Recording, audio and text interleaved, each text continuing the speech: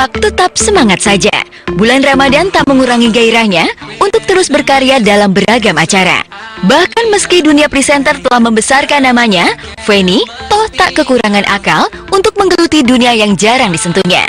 Dan belakangan ini, Feni mencoba ketat berbagi waktu, manakala sebuah peran dalam film layar lebar tiba-tiba disodorkan kepadanya.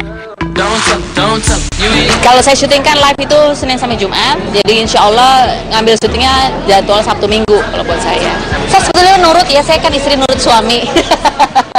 Ya maksudnya, ya beberapa kali sih sempat ditawarin main film apa segala macam, tapi memang masih belum jodoh. Kadang-kadang juga jadwalnya nggak sinkron gitu. Nah kebetulan karena ini production house sendiri gitu, terus ya perannya cocok dengan diri saya ya, artinya ya perempuan yang sudah berusia, terus punya radio kan ala-ala perempuan agak ngebos gimana gitu ya, jadi cocok lah ya, alhamdulillah.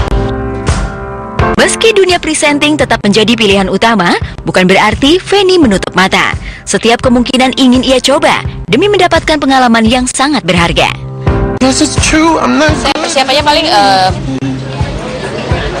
ini aja sih, nanti paling reading sama sutradaranya gitu ya. Kalau ini kan karena saya tidak harus menirukan suatu tokoh yang memang eksis ada gitu, hanya paling interpretasi aja kayak seperti apa sih karakternya sebagai.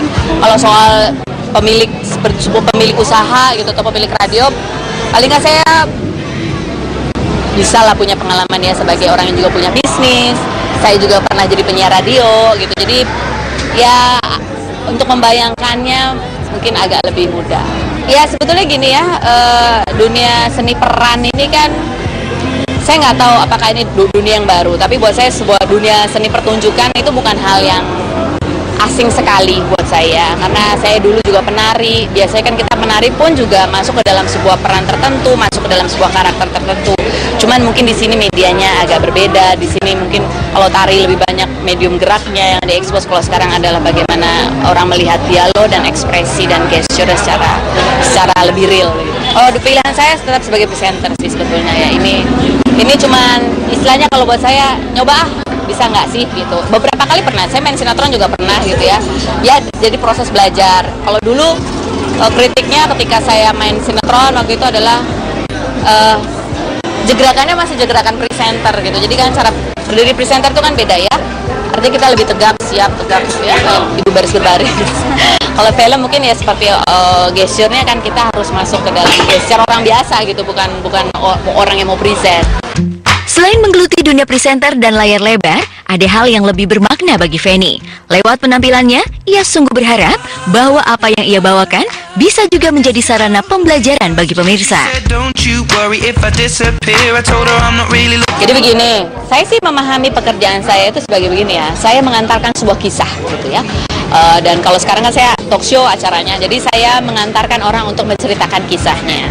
Sebetulnya dari setiap kisah orang, mau itu kisah baik atau kisah buruk, yang terpenting adalah bagaimana kita bisa mengambil hikmahnya, kita bisa belajar gitu.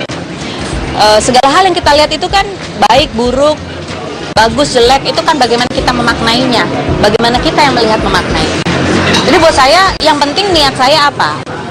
Niat saya adalah untuk supaya orang yang mendengar cerita orang lain dan kemudian bisa belajar. Kenapa? Karena setiap orang itu tidak ada yang begitu lahir lalu dia kemudian langsung pintar, langsung bijaksana, juga nggak ada. Kita itu bisa menjadi pintar atau kita bisa belajar itu dengan menjalani pengalaman sendiri, membaca buku atau membaca kisah orang lain. Jadi buat saya ini suatu media kita punya kesempatan untuk belajar dari pengalaman orang lain.